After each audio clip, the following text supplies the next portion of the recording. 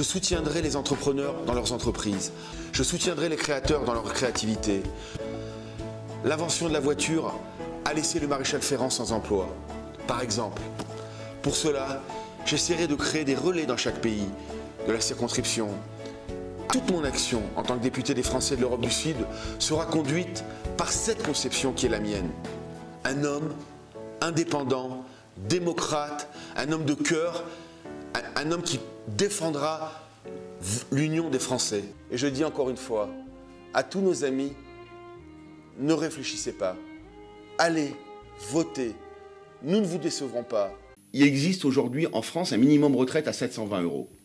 Et lorsque je serai député à l'Assemblée nationale, je ferai voter une loi pour faire en sorte que les députés de ma circonscription, les députés des 11 circonscriptions des Français de l'étranger, aient les mêmes droits que l'ensemble des retraités qui habitent en France.